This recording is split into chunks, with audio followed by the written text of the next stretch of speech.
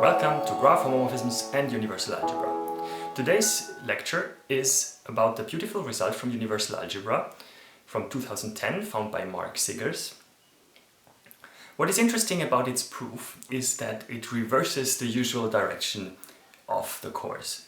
So far we were interested in questions about directed graphs or relational structures, and we solved them using universal algebra by translating these questions into questions about clones, algebras, varieties. Today we will reverse this in the sense that we will prove a natural result from universal algebra using graphs and graph homomorphisms. More specifically, we will use a result due to Bulatov, building on earlier results of Hell-Nesetril about undirected finite graphs. Let tau be a set of function symbols, and let S and T be terms built from these function symbols. To present the universal algebraic formulation of Siggers' result, we recall the concept of an identity that we introduced in the previous video about Birkhoff's theorem. An identity is an equality between two terms where all the variables are universally quantified. An identity is satisfied by an algebra if the term on the left and the term on the right describe, over this algebra, the same term function.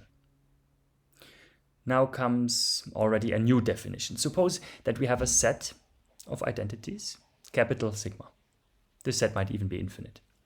Then a clone C satisfies sigma if there exists a tau algebra A such that A satisfies sigma and all term operations of A are contained in this clone.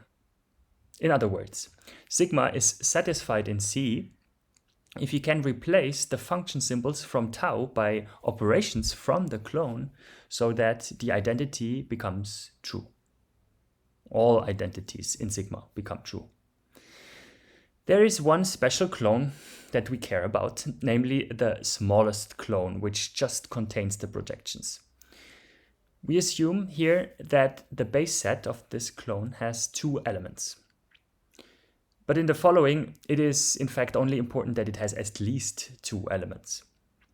If it had just one element, then the first binary projection and the second binary projection would be the same, which is not what we want. Now, sigma is called trivial if the projection clone satisfies sigma. Let's have a look at some examples. The identity f of xy equals f of yx is non-trivial, because if we plug in, say, the first projection for f, then the identity states that the first projection equals the second projection, which is precisely what does not hold in the projection clone, because our base set has at least two elements. Similarly for the second projection. And one can check in a very similar way that the Maltsev identities or the majority identities are non-trivial. On the other hand, the identity that says that f is associative is trivial. We can map f, for example, to the first projection. Then on the left, we obtain the first projection, and on the right, we also obtain the first projection. So the identity is satisfied. I can now state Siggers' theorem. Suppose we have a finite idempotent algebra A. Then the following are equivalent. 1. The clone of term operations of A satisfies some set of non-trivial identities. 2. There is a term with 6 variables, S, such that A satisfies the so-called Siggers identity. S of xx, yy, zz equals S of yz, xz, xy. The term S is called a Siggers term, and the term operation for S is called a Siggers operation. How can we remember this identity? For this, we write the two terms of the identity aligned one under the other, and we draw a graph. whose vertices are the three variables of the identity, and we draw an edge AB if B comes under A in the identity. The graph that appears should be K3, the clique with three vertices. This is of course not a coincidence, and we will learn in the proof why this happens. Before we prove Siggers' theorem, we should pause for a moment to see how beautiful this theorem is. Instead of checking all possible sets of identities, they might even be infinite, it suffices to check for a single identity involving a single operation symbol of arity 6. In principle, we could look for such an operation with a computer. Also, one should mention that the theorem does magic already for small examples. Suppose, for instance, that A is any algebra with a Maltsev operation, M.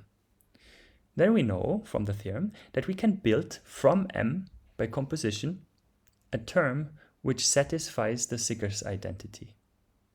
Unfortunately, the theorem does not tell us how precisely, but it tells you that it is possible. You can try to do this with your favorite Maltsev operation. It's a non-trivial task. There are usually so many 6-array operations on a finite set that you can build that this becomes a very difficult task. Also note that one direction in this theorem is easy to see. It suffices to observe that the Siggers identity itself is non-trivial. Well, suppose that the first projection would satisfy the identity, then we get the first projection for the first term and the second projection for the second term, which is a contradiction. Similarly, we can rule out all of the 6 projections that we might try for S. In fact, we will not prove Siggers' theorem in this form. We will prove a version of Siggers' theorem that applies to general finite algebras, not just to idempotent algebras. The proof of the variant will be technically easier. Moreover, it is fully sufficient for all our applications in constraint satisfaction. The second item of the theorem remains unchanged. The first item will be modified so that we only consider sets of so-called height 1 identities. A height 1 identity is an identity where both sides consist of precisely one function symbol applied to variables. So there is no nesting allowed in the terms of the identity. In the Siggers identity, if S is part of the signature, then the Siggers identity is an example of a height 1 identity. So the implication from 2 to 1 is still true. The result that we will use to prove Siggers' theorem is a result of Bulatov, which itself builds on earlier results of Hell and Nesetril. Hell-Nesetril provided a full classification of the computational complexity of the constraint satisfaction problems for finite undirected graphs. They showed that if H is such a finite undirected graph, and if it is bipartite, that is two-colorable, or if it has a loop, then the constraint satisfaction problem for H can be solved in polynomial time. Well, if H has a loop, then every graph is homomorphic to H. So the statement is in this case trivial. If H is bipartite, then a graph G homomorphically maps to H if and only if G is bipartite. And clearly this can be checked in polynomial time, for example with the path consistency procedure. So the first item is easy to prove. Otherwise, we know that H must have an odd cycle. And the claim says, in this case, CSP of H is NP hard. This is the difficult part of the theorem. The theorem of Hell-Nesetril is a beautiful result for theoretical computer scientists, but what mathematicians might not like about this theorem is that if P would be equal to NP, the statement becomes void. A mathematician would like to have a theorem that is interesting even without making complexity theoretic assumptions, such as P is different from NP. And such a theorem has been shown by Bulatov in 2005. The theorem says that H has either a loop or is bipartite, or there is a primitive positive construction of K3 in H. This is not the original formulation of Bulatov's theorem, but to simplify the presentation, I choose to work with this formulation, which is based on ideas from a paper of Bartow, Opperschall, and Pinsker. Remember, a structure is said to be primitively positively constructible in H if it is homomorphically equivalent to a structure which has a primitive positive interpretation in H. This was precisely our strongest tool for obtaining complexity reductions between CSPs. So clearly, since the CSP of K3 is NP-hard, it follows that in the second item, the constraint satisfaction problem for H is NP-hard. So it follows that Bulatov's theorem implies the theorem of Hell-Nesetril. So what's the connection between Siggers' theorem about finite algebras and the result that we have just seen about finite undirected graphs? At first sight, they might look completely unrelated. So let's revisit what we know about the logic algebra connection. We have seen that whether a finite structure can be primitively positively interpreted in another structure can be expressed in terms of pseudo-varieties. This holds in particular for the question whether K3 can be primitively positively interpreted in a graph H. With Birkhoff's theorem, we have then seen how to characterize pseudo-varieties generated by finite algebras in terms of the satisfaction of sets of identities. Combining the two results, we obtain that K3 has a primitive positive interpretation if and only if every set of identities that holds in the polymorphisms of H also holds in the polymorphisms of K3. Now, we need a variant of this connection for primitive positive constructions instead of primitive positive interpretations. So we are interested in translating the question whether K3 has a primitive positive construction into a question about algebras. It turns out that K3 has such a construction if and only if every set of height 1 identities that holds in pol of H also holds in the polymorphisms of K3. This is a result of Bartow, Opperschall, and Pinsker. There's also an equivalent characterization in terms of varieties, but we don't need this here. The proof of this result is very similar to the classical results that we presented in the course. Another fundamental observation that we need in the proof is that every set of identities that holds in the polymorphisms of K3 is trivial. The reason is that every polymorphism of K3 is essentially unary. We proved this in the video about minimal clones. If an operation depends on the kth argument only, then we can map it to the kth projection, and the observation follows.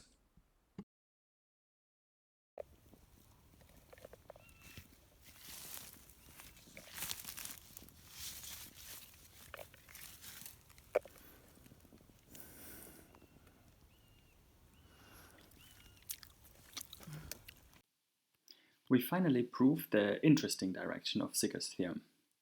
We fix three very long tuples A, B, and C, such that for every triple of elements of A, there exists an index I, such that the triple appears as the triple of the ith entries of A, B, and C.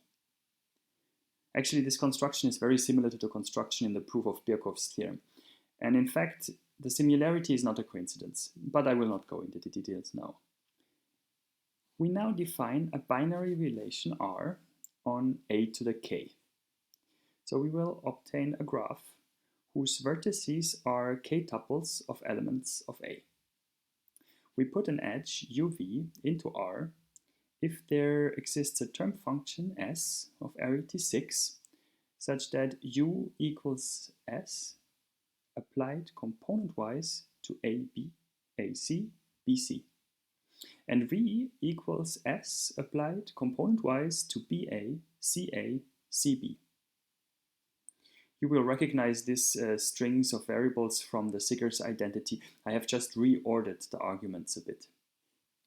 Now we can make the following observations. The first is that A, B, and C induce in our new graph a triangle. The reason is that there is an edge between any of the three vertices A, B, and C simply by the definition of R and because the projections are Siggers term operations. This is actually the motivation for our way of drawing, of illustrating, of visualizing the Siggers identity when I stated the theorem. The second observation is that R is symmetric. The third observation is that R is preserved by all term operations of A. Both of these observations are fairly easy to see from the definition of R.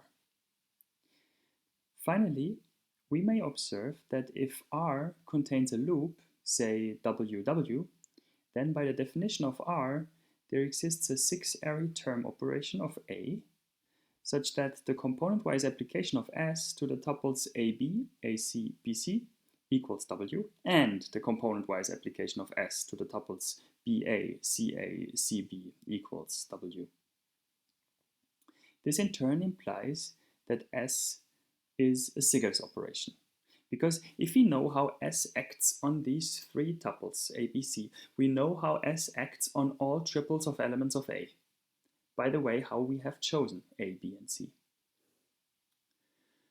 To finish the proof, we apply Bulatov's theorem to the undirected graph defined by R on A to the K. Let's call this graph G. We have observed that G contains a triangle, so in particular it is not bipartite. If G contains a loop, then as we have just seen, A has a Siggers term and we are done. Otherwise, by Bulatov's theorem, we know that K3 has a PP construction in G. Every set of identities that holds in the clone of term operations of A also holds in the polymorphisms of G, because the relation R is preserved by all those operations. Moreover, every set of height 1 identities that holds in the polymorphisms of G also holds in K3, as I have explained before the break. And I have also explained before the break that all identities that hold in K3 are trivial. So altogether, we obtain that every set of height 1 identities that holds in the term operations of A is trivial, contrary to our assumptions.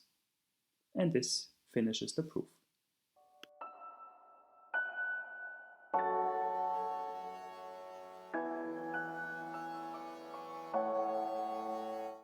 I want to mention another reason why this result is significant. In 2017, Andrei Bulatov and independently Dima Shuk proved that if a finite relational structure B has a Siggers polymorphism, then the constraint satisfaction problem for B can be solved in polynomial time. This solved the long-standing open Fedorwardy dichotomy conjecture for finite domain constraint satisfaction. Because, as we already know, if B does not have a Siggers polymorphism, then K3 has a PP construction in B, and the constraint satisfaction problem for B is NP complete. There are other polymorphism-based descriptions of the border between tractability and hardness, and they might be even nicer, but they all have a proof that is far more complicated. And unfortunately, this year we cannot cover them in the course. However, what we can prove, and what we will prove, is the theorem of Bulatov and Hell-Nesetril that was used to prove Siggers' theorem. This will be the topic of the next video.